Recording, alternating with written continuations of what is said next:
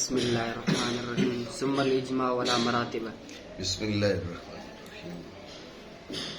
اجماع سے متعلق گفتگو ہو رہی ہے تو اجماع کی حجیت پہ گفتگو ہوئی، اہل اجماع کے بارے میں گفتگو ہوئی.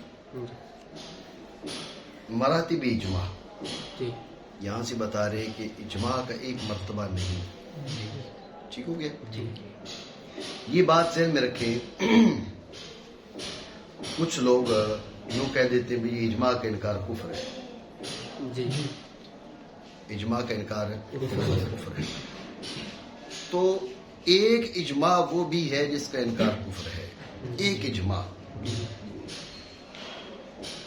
لیکن مطلقاً یہ کہنا کہ اجماع کا انکار کفر ہے، یہ بات غلط ہے. مطلقاً انکار کفر نہیں. بات سمجھے؟ جی وہ کون سا اجماع ہے جس کا انکار کفر ہے، آگے چل کے میں بتاتا ہوں. جی بات ہے ذہن میں. جی تو کیونکہ اجماع کے مراتب ہیں، جی سب سے جو بالائی مرتبہ ہے اس کا انکار کفر ہے.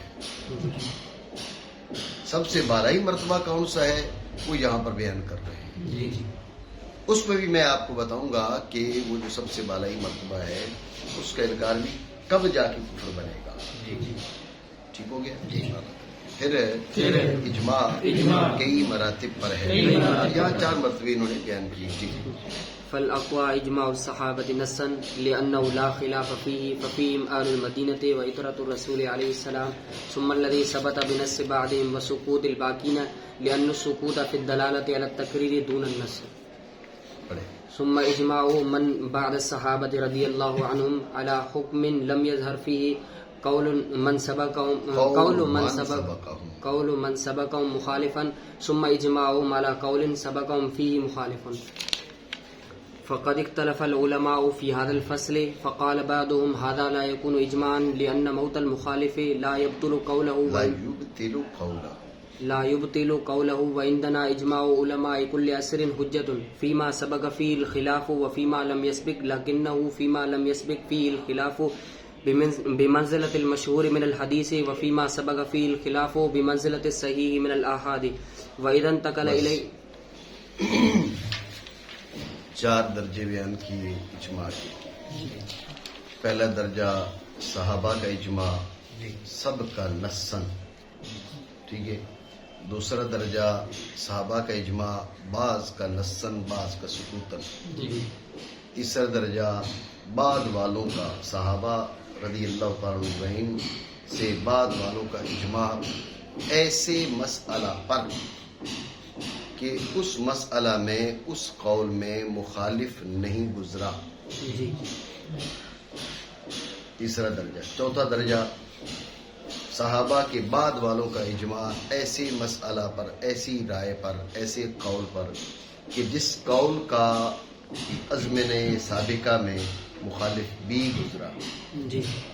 سمجھے؟ یہ 4 درجے ہیں. ذہن میں رکھنا ان 4 درجوں کے تحت پھر کئی درجات. سمجھے بات؟ ان 4 درجوں کے تحت پھر کئی درجات. تو پہلا درجہ سارے کے سارے صحابہ کا نصاً اجماع. دوسرا اجماع صحابہ کا لیکن بعض کا نصاً باقی کا سکوتاً. تیسرا صحابہ کے بعد والوں کا اجماع ایسے مسئلہ پر کہ جس میں کوئی مخالف نہیں گزرا. چوتھا صحابہ کے بعد والوں کا اجماع ایسے قول پر کہ جس کا کوئی مخالف بھی گزرا. سمجھے بات کو؟ یہ 4 درجات.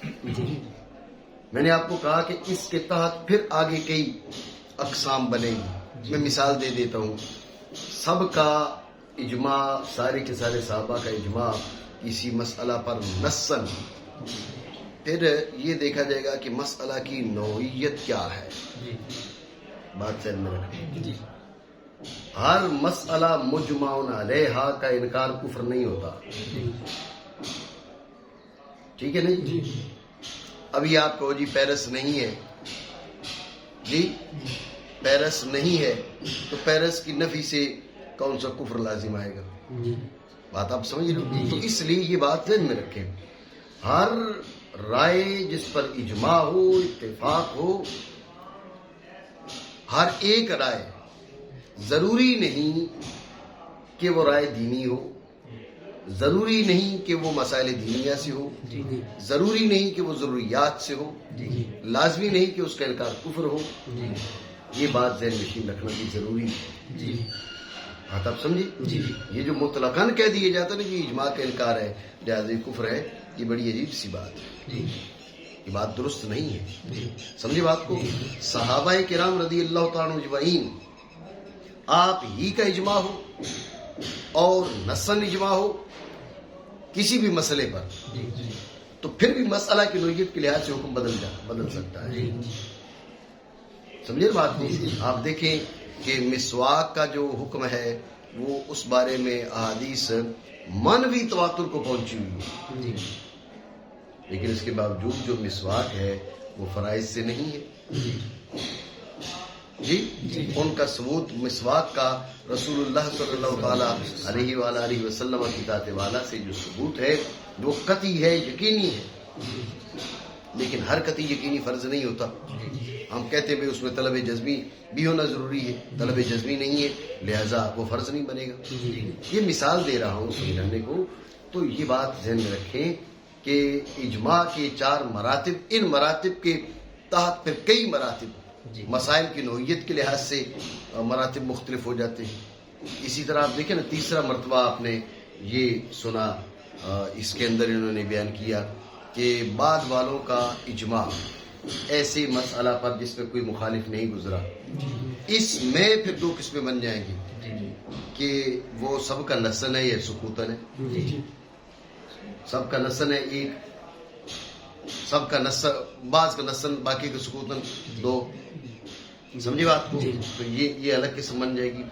پھر آگے درجہ آئے گا اس کے نقل کا، یہ منقول کیسے ہوا، یہ نقل کیسے ہو کر آیا، وہ آگے نقل اجماع کی بات کریں. بات ہے ہی ذہن میں.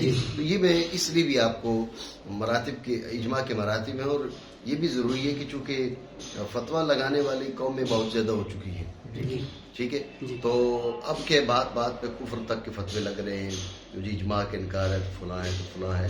ہر ایک مسئلے پر اس کا اپنا ایک مخصوص نوعیت کو حکم ہوتا ہے. جب اس پہ تجاوز کیا جائے تو وہ دینداری نہیں رہتی، وہ دینی تعلیمات نہیں رہتی، فسادات ہے. بات آپ سمجھ لیں. ایمان کرے. پھر اجماع کئی مراتب پر ہے، تو سب سے قوی صحابہ کرام کا نصاً اجماع ہے. یہ سب سے قوی کیوں ہے؟ اس لیے کہ اس کی حجیت میں اختلاف ہی نہیں. جو کہتے ہیں اہل مدینہ کا اجماع تو صحابہ کرام میں اہل مدینہ بھی آگے. جو کہتے ہیں اطرت رسول کا اجماع تو اطرت رسول، جب سارے صحابہ کا اتفاق ہوگا تو اطرت رسول بھی جو ہے اس صحابہ کے اندر موجود ہے. سمجھے بات کو؟ کوئی مطلب کسی کو اس میں اختلاف کی گنجائش نہیں. پھر سب کا نصن. اب جو سکوت کو تکلم کے درجہ میں نہیں مانتے، تکلم کے حکم میں نہیں مانتے، وہ بھی اس میں اختلاف نہیں کر پائیں گے. سمجھے بات کو؟ صحابہ کا اجماع، اس میں صحابہ بھی آ گئے، اس میں اطرت رسول بھی آ گئی، اس میں اہل مدینہ بھی آ گئے، اور سب کا نسل. سمجھے بات کو؟ تو یہ آپ ذہن میں رکھ لیں، سارے صحابہ کا نسل اجماع مسئلہ دینیہ پر جب ہماری جانب نقل متواتر سے آئے اس کا انکار کفر ہے. تمام تر صحابہ کا کسی مسئلہ دینیہ پر نصاً اجماع، سب کا نصاً اجماع، پھر ہماری جانب نقل متواتر کے ساتھ آئے، اب اس کا انکار کفر ہے. بات سمجھے؟ اگر خبر واحد کے طور پر منقول ہو کر آئے تو ذہن میں رکھنا اب درجہ بدل جاتا ہے. بات آپ سمجھ رہے ہو؟ حضور سید عالم صلی اللہ علیہ وسلم کا فرمان گرامی ہے نقل متواتر کے ساتھ آئے، نقل متواتر کے ساتھ آئے. اب ثبوت اس کا کیا ہو گیا؟ وہ قطعی ہو گیا. اس بات ویسی یقینی تھا، ثبوت بھی یقینی ہو گیا. جب ثبوت یقینی ہو گیا اس کا انکار کفر ہے. اجماع جو ہے، اجماع منعقد ہوا، اجماع منعقد ہوا. اب اس بات اس کا تو قطعی ہو گیا، لیکن ثبوت یہ ہوا آیا ہوا بھی یا نہیں ہوا؟ یہ تو تب پتہ چلے گا جب بطور، یعنی یقینی تب ہوگا جب بطور تواتر منقول ہوگا، اگر بطور خبر واحد منقول ہو۔ بات آپ سمجھ رہے ہو نہیں؟ بات ذہن میں رکھنا، جیسے حدیث رسول ہے خبر واحد کر کے منقول ہوتی ہے، اس کا انکار کفر نہیں بنتا، گمراہی ہونا اور بات ہے، میں کفر کی بات کروں، کفر نہیں بنتا۔ اسی طرح اجماع اگر بطور تواتر منقول نہیں ہے تو اس کا انکار بھی کفر نہیں بنتا۔ بات سمجھے؟ تو اجماع کے انکار کے کفر ہونے کے لیے ضروری ہے سارے صحابہ کا اجماع ہو، نصن ہو، اور بطور تواتر منقول ہو، ہر دور میں اس کی نقل پر کیا ہو؟ اتفاق ہو، بطور تواتر منقول ہو کر آیا ہو، اب یہ وہ درجہ ہے جس کا انکار کفر بنے گا، ورنہ انکار کفر نہیں بنتا۔ یہ بات ذہن میں رکھیں، بات سمجھے؟ کیونکہ نہیں اختلاف اس میں، بھائی کیوں اختلاف نہیں ہے؟ کیونکہ ان میں اہل مدینہ ہے اور اطاعت رسول ہے، ٹھیک ہے۔ دوسرا درجہ کیا ہے؟ پھر وہ جو ثابت باز کی نص اور باقیوں کے ثبوت سے، یہ اس سے دون کیوں ہے؟ سوال یہ ہے، بے نص البعض و ثبوت الباقین، یہ دون کیوں ہے؟ سوال یہ ہے، تو اس کا جواب دے رہے ہیں، دون اس لیے ہے کہ سکوت بھی رضا پر دلالت کرتا ہے، یہ نہیں کہ نہیں کرتا، سکوت بھی رضا پر دلالت کرتا ہے۔ جو حدیث تقریری جو ہے، حدیث تقریری وہ بھی حدیث ہے، تو سکوت رضا پر دلالت کرتا ہے، لیکن تکلم کی رضا پہ جو دلالت ہے اس سے دون ہے سکوت کی دلالت۔ سکوت کی جو رضا پر دلالت ہے یہ تکلم کی نسبت کم ہے، نطق کی نسبت کم ہے، دلالت ہے۔ کیوں؟ اس لیے کہ سکوت میں کئی ایک احتمالات آ سکتے ہیں، ہوتے ہیں۔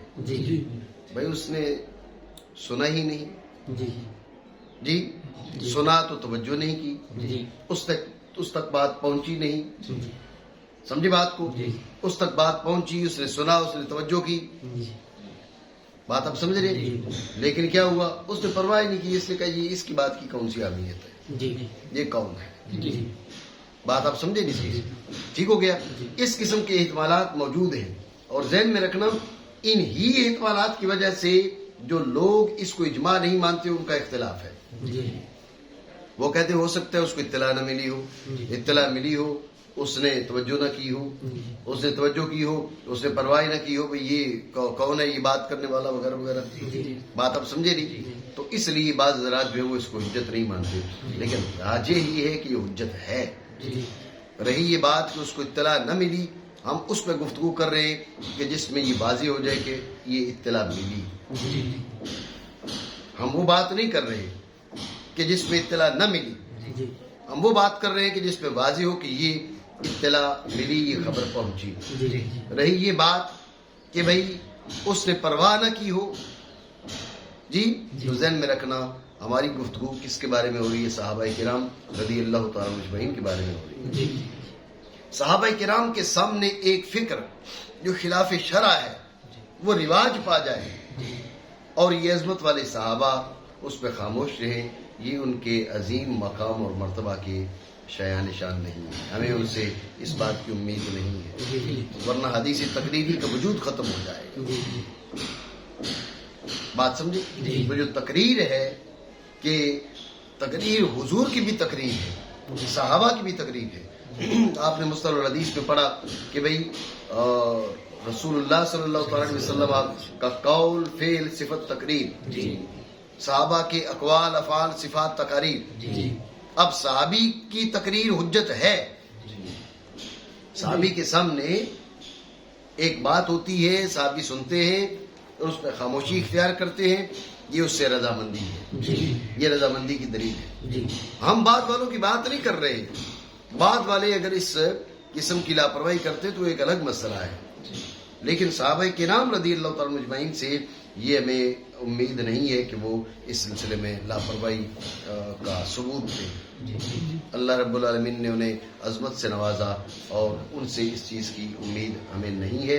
اس لیے صحابہ کرام رضی اللہ تعالیٰ مجمعین اگر کسی بات پہ خاموش ہوتے ہیں تو اس کا مطلب ہے کہ اس بات سے راضی ہے. بات سمجھے نہیں سمجھے؟ ٹھیک ہے. لیکن آپ دیکھ لیں بول پڑتے بھی ٹھیک ہے تو سارے احتمالات ختم ہو جاتے. نہیں بولے تو یہ احتمالات ہیں لیکن راجے یہی ہے کہ وہ راضی ہے اس سے. بات سمجھے نا؟ راجے یہی ہے کہ وہ اس سے راضی ہے لیکن احتمالات ہیں. اس لیے احتمالات کی وجہ سے یہ نطق سے دور ہو گیا. بات آپ سمجھے؟ ٹھیک ہو گیا. کیونکہ سکوت تقریر پر دلالت میں نص سے دور ہے. پھر اجماع ان لوگوں کا صحابہ کرام رضی اللہ عنہ اجمعین کے بعد ہے ایسے حکم پر جس میں نہ ظاہر ہوا ایسے شخص کا قول جو ان سے سبقت کر گیا مخالف، یعنی کسی مسئلہ میں اختلاف نہیں تھا. پہلے مسئلہ متفق علیہ چلا آ رہا تھا، یہ نہیں کہا. پہلے مسئلہ متفق علیہ چلا آ رہا تھا تو پھر تو پہلے اجماع ہو گیا نا. بات یہ پہلے ایک رائے موجود تھی لیکن وہ اتنی عام نہیں ہوئی، بات چڑی نہیں، بات پھیلی نہیں، بات بنی نہیں، اس لیے اجماع کا مرحلہ پیش نہیں آیا. ایسے تھوڑا ہی ہوتا ہے بھئی کوئی بھی بات ہو اس پہ اجماع ہو جائے. اجماع کے کچھ اسباب ہوتے ہیں، بواعث ہوتے ہیں جس وجہ سے ایک بات سامنے آتی ہے تو اب اس پر اتفاق اور اجماع نظر آتا ہے تمام ان لوگوں کا جو اجماع کے اہل ہیں. ایک بات چھڑی ہی نہیں، اس کی طرف توجہ ہی نہیں، ایک رائے موجود ہے بطون کتب کے اندر. بات سمجھے؟ اب جو ہے نا وہ سامنے آئی، ایک مسئلہ درپیش ہوا. جو مسئلہ درپیش ہوا تو دیکھا اس بارے میں اس قسم کی رائے ملتی ہے. آپ نے کہا یہ ٹھیک ہے، دوسرے نے کہا وہ یہی ٹھیک ہے، تیسرا چوتھا پانچواں چھٹا. اب پتہ چلا سارے لوگ اس پہ متفق ہیں. بھائی اس کی کبھی کسی نے مخالفت کی نہیں، کوئی مخالف ظاہر تو نہیں ہے. یہ تیسرا درجہ ہے. بات سمجھے نہیں سمجھی؟ پھر اجماع ان لوگوں کا جو صحابہ کے بعد ہے ایسے حکم پر جس میں نہیں ظاہر ہوا ایسی شخص کا قول ہے جن کا نہیں ظاہر ہوا. یہ کیوں کہا؟ اس لیے کہ عدم وجود ہم نہیں کہہ سکتے. ہو سکتے موجود ہو اور ہم تک پہنچا نہ ہو. ہم تو مکلف اس بات کی نا جو ہم تک پہنچے. بات سمجھے نہیں؟ ٹھیک ہے.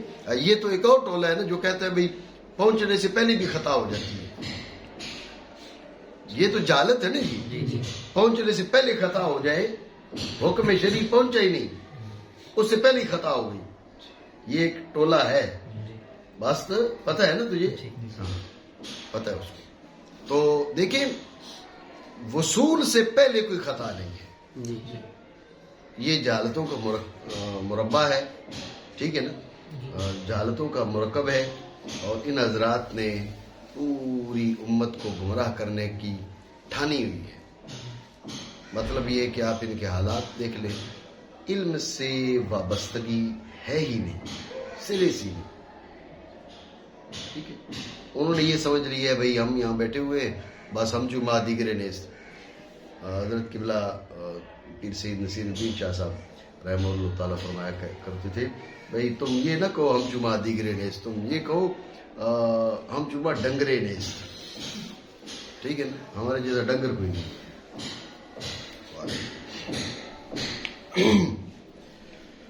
تو یہ بات ذہن میں رکھیں کہ خطا اور چوک جانا یہ اس کا ایک مرحلہ ہے. اس مرحلے سے پہلے یہ اطلاق نہیں ہوتا، ہو ہی نہیں سکتا. سمجھے نا بات؟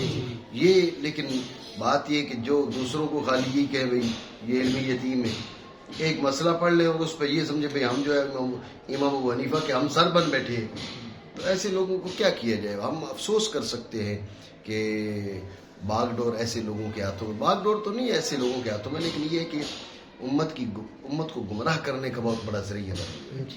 اور ان کے ساتھ کچھ سفہاء بھی ملے ہوئے ہیں جو امت کو گمراہ کرنے میں کسی طرح کی کمی نہیں کر رہے ہیں. دجل، تلبیس، تدلیس، جھوٹ، مکر، فریب، ساری چیزیں مل کے جو ہے نا یہ ان کی فکر بنتی ہے. تو کہا نا لم یظہر، اس میں ظاہر نہیں ہوا. بات یہاں سے ہو رہی تھی کہ لم یوجد، موجود ہی نہ ہو. تو ہم اس کے مکلف نہیں ہیں. جی ٹھیک ہے نا, ہم اس کے مکلف نہیں ہیں, اپنے طور پہ تتبع تلاش کریں گے, لیکن ہم پہ ظاہر ہو گیا تو اب حکم الگ ہے, ظاحر نہ ہوا تو حکم الگ ہے. سمجھے نا, یہ بات ذہن میں رکھنا. میں نے جو ضمنی طور پر یہ بات کی ہے, نص شرعی حکم شرعی پہنچنے سے پہلے خطا کا تصور نہیں ہے. اگر آپ کہیں کہ حکم شرعی کے پہنچنے سے پہلے ہی خطا ہوتی ہے, حکم شرعی پہنچنے سے پہلے ہی خطا ہوتی ہے, تو پھر نہ جانے خطا کہاں فٹ کرنا پڑے گا. اللہ رب العالمین نے تو جبریل علیہ السلام کو کہہ دیا نا, جا قد نرى تقلب وجهك في السماء فلنولينك قبلة ترضاها. یہ فولے سے پہلے کی بات کر رہا ہوں. فولی وجهك شطر المسجد الحرام, فولے سے پہلے اس کی طرف دھیان ڈالیں. جبریل آگے وہاں سے چل پڑے, رب نے فرما دی ہے چلو ایک لمحے کا کروڑواں حصہ بھی کر لیں. قد نرى تقلب وجهك, جبریل سنا رہے ہیں, حکم لے کر آئے ہیں نا. قد نرى تقلب وجهك في السماء فلنولينك قبلة ترضاها, جبریل سنا رہے ہیں, فولے بھی ساتھ لے کے آئے ہیں نا. ابھی سنایا نہیں ہے, ادھر سے حکم جاری ہو چکا ہے, حضور سید عالم صلی اللہ علیہ وسلم کو پہنچا نہیں ہے. جی جاری ہو چکا ہے, جبھی تو آئے ہیں. آپ سمجھ رہے ہو, جاری ہو چکا ہے, پہنچا نہیں ہے. اس لمحے حضور سید عالم صلی اللہ علیہ وسلم کے لیے کیا بولو گے؟ معاذ اللہ من ذالک. حکم جاری ہو چکا تھا, صرف پہنچا نہیں تھا. پہنچنے سے پہلے اگر معاذ اللہ خطا کی بات ہوتی ہے, بھائی جاری ہو چکا تو اب تمہیں چاہیے تم کرو, پہنچے نہ پہنچے, نہیں کرو گے تو خطا پر ہوگے. جی ادھر سے جاری ہو چکا ہے, آپ کو پہنچا نہیں ہے, نہیں آپ نہیں کر رہے, آپ کا چہرہ جو ہے وہ بیت المقدس کی طرف ہے, معاذ اللہ آپ خطا پر ہے. یہ کون سی بات ہے یار؟ یہ میں صرف ایک مثال آپ سے عرض کر رہا ہوں, ایک نہیں, ہزاروں بلا مبالغہ ہزاروں امثلہ موجود ہیں اس کی. جہاں ذات رسول صلی اللہ تعالی وسلم تک بات چلی جائے گی, صحابہ کرام رضی اللہ. اب یہی آپ دیکھ لیں, جب یہ حکم نازل ہوا, اب آپ علیہ الصلوۃ والسلام نے اپنا چہرہ اقدس پھیر لیا, صحابہ کرام رضی اللہ تعالیٰ اجمعین نے حضور کو دیکھ کر پھیر لیا. اور آپ یہ بھی دیکھو نا, جن صحابہ کرام نے دیکھ, ایسا تو نہیں ہے بھئی آپ علیہ الصلوۃ والسلام نے پھیرا تو بغیر توقف کے, بغیر دیکھے, بغیر ایک لمحے کا کروڑواں حصہ دیر کیے سارے پھر گئے ہوں. سب نے دیکھا, وہ سوچنے کا مرحلہ کہ ہمیں مطابقت کرنی ہے, اس مرحلے میں کیا کہو گے ان کو؟ ابھی مسجد قباء والوں کو ابھی خبر پہنچی نہیں ہے. وہ اگلی نماز میں جا کر, اس میں اختلاف ہے کہ عصر میں جا کر اطلاع ملی یا بعض روایات میں اگلے دن فجر میں جا کے اطلاع ملی. اس دوران وہ معاذ اللہ اتنے صحابہ کرام سارے خطا پر تھے, جب نماز پڑھ رہے تھے تو خطا پر تھے, معاذ اللہ من ذالک. اس میں ابو بکر صدیق رضی اللہ عنہ بھی ہو سکتے ہیں, سید عمر فاروق اعظم بھی ہو سکتے ہیں. یعنی کوئی انسانیت والی بات کی جائے, ایک جاہل کو بچانے کے لیے اتنی مقدس ہستیوں کو آپ ہاتھ سے گنوا دیں, بس یہ جاہل رہنا چاہیے ہمارے ہاتھوں میں. جی تو اس لیے بات ذہن میں رکھیں, یہ بات اپنی جگہ پر ہے. یہ ادب اور بے ادبی کی جنگ چل رہی ہے, لیکن ہم نے جو دیکھا ہے وہ یہ ہے کہ ان کے پاس جہالت کے علاوہ کچھ بھی نہیں ہے. ان بدبختوں کے سامنے بات کرو, پھر ان کو بیٹھ کے سمجھاؤ, بھائی بات یہ کی ہے, ٹھیک ہے, ٹھیک ٹھاک طریقے سے سمجھاؤ. یہ جو آپ کا پڑوسی ہے, اس کی بھی حالت یہی ہے. جمعے کے بارے میں مسئلہ لکھا تھا, اس وقت بات ہوئی تو یہ پتہ نہیں کہاں ایک عام آدمی بیمار ہو جائے, تھوڑی سی اس کو پیٹ میں تکلیف ہو جائے, کوئی مسئلہ ہو جائے, اگر وہ جمعہ نہیں پڑھنے جاتا, وہ مسئلہ اپنی جگہ پر, اس بات کو لے کر جناب والا جمعہ کے مکمل تعطل کی بات کرنے لگ گیا. جی میں نے اسے کہا یار تمہیں مسئلے کی سمجھ ہی نہیں ہے. ایک آدمی بیمار ہے, معذور ہے, وہ جمعہ پڑھنے نہیں جا سکتا, وہ بات الگ ہے. مکمل طور پر پابندی لگ جائے جمعوں پر, جماعتوں پر, یہ بات الگ ہے. یہ شاعر اسلامیہ ہیں, ان کا مجموعی طور پر تعطل درست نہیں ہے, جائز نہیں ہے. میں نے اس میں لکھا تھا اس وقت بھی یعنی بات کہاں کی اور کہاں جوڑی جا رہی، بات یہ کہ یہ وہ ٹولہ ہے، ان لوگوں کو آپ بٹھا کر سمجھائیں جب بھی ان کو سمجھ نہیں آتی، ان کا عقل کا لیول اتنا نیچے ہے، اور اپنے آپ کو امام حنیفہ علیہ رحمۃ اللہ سر سمجھتے ہیں. لا حول ولا قوت الا باللہ. وہ جو ہے آپ کی یہاں تو بات لم یزر سے ہوئی تھی، تو بات یہ کہ اگر موجود ہے لیکن ہمارے تلاشی بسیار کے باوجود ہمیں نہیں مل سکا، اپنی طرف سے کوئی کوتاہی نہیں ہوئی، سب نے تلاش کی لیکن کوئی ایسا مخالف نہیں ملا. ہو سکتا ہے اپنی جگہ پر بیٹھ کر اس سے کوئی بات کر دی ہو، وہ منقولی نہیں ہوئی اس سے. اب اس کا آپ مکلف بنا لیں سب کو، اس کو مکلف تو نہیں بنایا جا سکتا. پھر اجماع ان لوگوں کا جو صحابہ کرام رضی اللہ عنہم کے بعد ہے، ایسے حکم پر ہے جس میں نہیں ظاہر ہوا، ایسی شخص کا قول ہے نہیں ظاہر ہوا. ٹھیک ہے نا، اس پہ بات کی. ٹھیک ہے، جو ان سے سبقت کر گیا.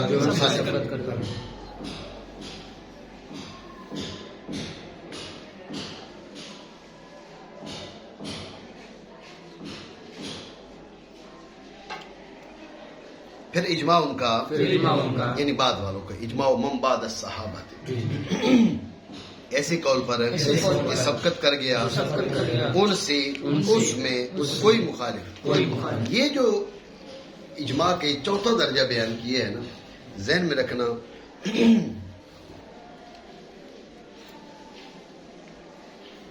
اس بارے میں اختلاف ہے کہ یہ حجت ہے، یہ حجت نہیں ہے. ایک رائے یہ ہے کہ یہ حجت ہے، یہ مصنف رحمہ اللہ تعالیٰ کا مختار ہے. مصنف علیہ رحمہ فرماتے ہیں یہ حجت ہے. یعنی پہلے دو قول تھے، ٹھیک ہے، بعد میں ان میں سے ایک قول پر اجماع ہو گیا، یہ حجت ہے، یہ بھی اجماع ہے. بات سمجھی؟ توجہ ہے. دوسری رائے یہ کہ نہیں، یہ اجماع نہیں. کیوں؟ ذہن میں رکھنا، قائل مرتا ہے، قول نہیں مرتا. ٹھیک ہے، صاحب رائے مرتا ہے، رائے نہیں مرتی. اور راجے بھی یہی بات ہے. مصنف رحمہ اللہ تعالیٰ کا مختار نہیں ہے، ہمارے بعض ائمہ نے اس بات کی تصریح کی ہے، اس بات کو ترجیح دی ہے کہ قائل مرتا ہے، قول نہیں مرتا. جس مسئلہ پر اختلاف ہوا اب تا قیامت، اس پہ اجماع نہیں ہو سکتا. مسئلہ مختلف فیہا ہے، اب اس پر اجماع نہیں ہو سکتا، بشرطے کہ اختلاف کرنے والا ایسا آدمی ہو کہ جو اجماع، جس کی مخالفت اجماع میں مضر ہو، اثر انداز ہو سکتی ہو. ایک عامی ہے جس کی ہاں نہ کی کوئی حیثیت ہی نہیں ہے. بات آپ سمجھ رہے ہو؟ جس کی ہاں نہ کی کوئی حیثیت نہیں ہے، اس کے اختلاف کی کوئی اعتبار نہیں، لا عبرت بھی. بات سمجھے؟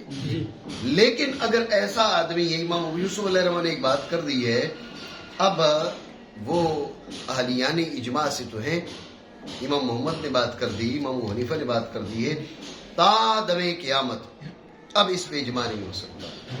ذہن میں رکھنا، راجے یہ ہے. اور وجہ رجحان کیا ہے؟ وجہ رجحان یہ ہے کہ قائل مرتا ہے، قول نہیں مرتا، قول باقی رہتا ہے. اگر آپ کا ایک قول مر جاتا ہے تو پھر اجماع والے فوت ہو گئے تو سلسلہ ختم ہو گیا نا. جی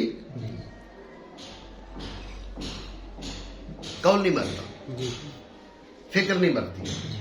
بات سمجھو؟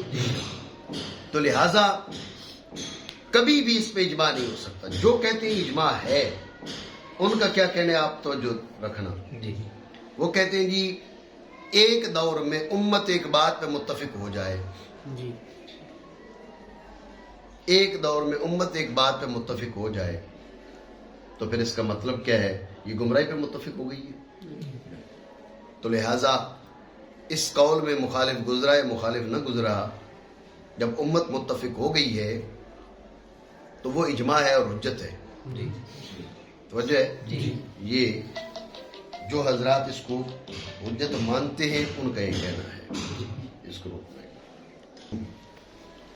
تو جو اس کو حجت مانتے ہیں جیسے مصنف رحمہ اللہ تعالی، بات حجت کی نہیں ہے.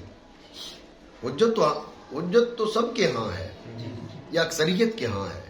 میں اکثریت کا قول تو مان رہے ہیں نا جی. بات یہ نہیں ہو رہی کہ حجت ہے یا نہیں ہے، بات یہ کہ اجماع ہے یا اجماع نہیں ہے. تو جو اسے اجماع مانتے ہیں وہ کہتے ہیں بھئی کیا امت گمراہی پہ متفق ہو گئی؟ جب امت گمراہی پہ متفق نہیں ہو سکتی تو پھر یہ اجماع ہے. آپ سمجھے؟ تو جو حضرات اس کو اجماع نہیں مانتے وہ کہتے ہیں امت متفق ہوئی کہاں پر ہے؟ امت متفق ہو جائے تو پھر تو کلام ہی نہیں ہے.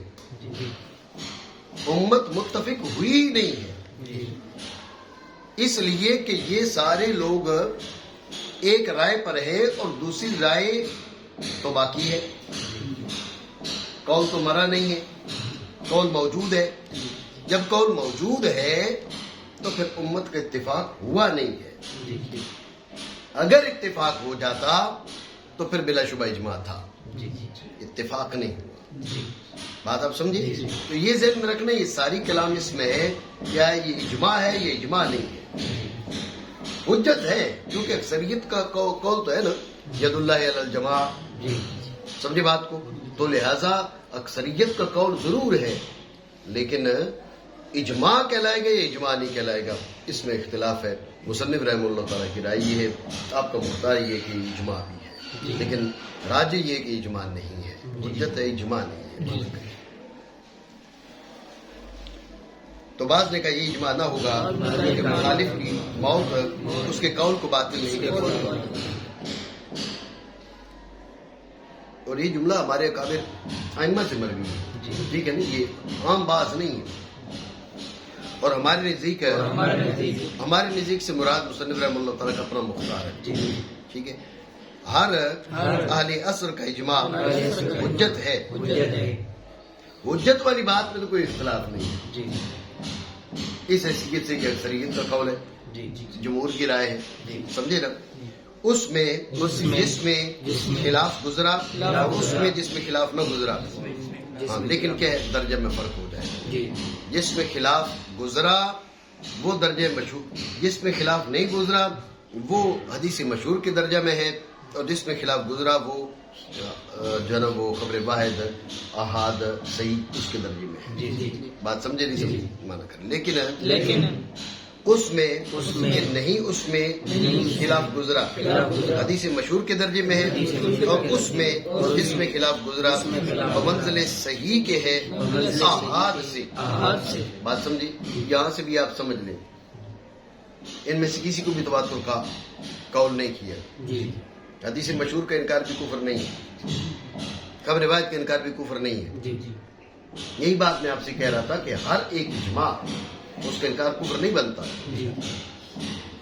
بات سمجھے نا؟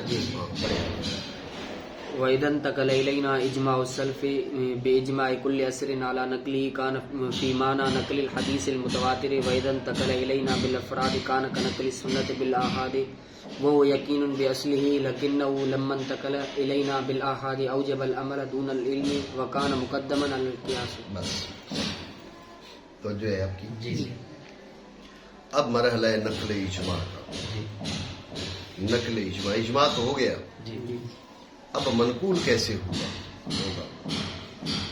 آپ غور کرنا، نقل اجماع کی بھی اہمیت ہے. کیوں؟ رسول اللہ صلی اللہ علیہ وآلہ وسلم کا قول مبارک ہو. حجیت میں کوئی کلام ہے؟ کوئی کلام نہیں ہے. حتیٰ کہ ہمارے نزدیک تو قول رسول قول الہی کا بھی ناسخ ہے، ہو سکتا ہے. سنت کتاب کی ناسخ بن سکتی ہے. ہمارے نزدیک تو سنت کی اتنی بڑی اہمیت ہے، آپ سمجھ رہے ہو؟ سنت کی اتنی بڑی اہمیت ہے کہ قول رسول جو ہے وہ قول کتاب اللہ کا ناسخ بن سکتا ہے. بات آپ سمجھ رہے ہو؟ تو اب آپ غور کرو، جب اتنی بڑی اہمیت ہے قول رسول کی، تو اب پھر آپ سندوں سے بحث کیوں کرتے ہیں؟ اس لیے کہ سندوں سے بحث اس لیے کرتے ہیں یہ ثابت بھی تو ہو کہ قول رسول ہے، سمجھے نا؟ جب یہ بات آپ کے ذہن میں آ گئی تو وہی معاملہ یہاں پر بھی ہے۔ اجماع حجت ہے، اس درجے کی حجت نہیں ہے جس درجے کی حجت قول رسول ہے، لیکن پھر بھی حجت ہے۔ جب حجت ہے تو اس کے بعد کیا ہے؟ اس کے بعد یہ ثابت بھی تو ہو کہ اجماع ہوا ہے، جیسے وہاں پر کہا یہ ثابت بھی تو ہو کہ وہ قول رسول ہے، اسی طرح یہاں پر بھی یہ ثابت بھی تو ہو کہ یہ اجماع ہوا ہے۔ وہ قول رسول ہونا اس کا خبر واحد کی بطری کے احاد مروی ہو تو موجب عمل ہے، موجب علم نہیں۔ یہاں پر بھی بطری کے احاد مروی ہو تو موجب عمل ہے، موجب علم نہیں۔ ٹھیک ہے؟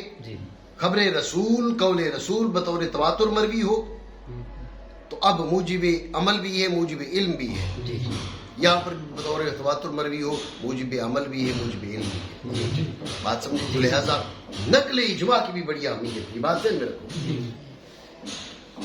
میں دیکھ رہا ہوں نا جی، یہ تکفیری ٹولہ کفر کے فتوے دینے والے، وہ جی فلاں جو ہے نا وہ کس نے اجماع کا انکار کر دیا وہ کافر ہو گیا۔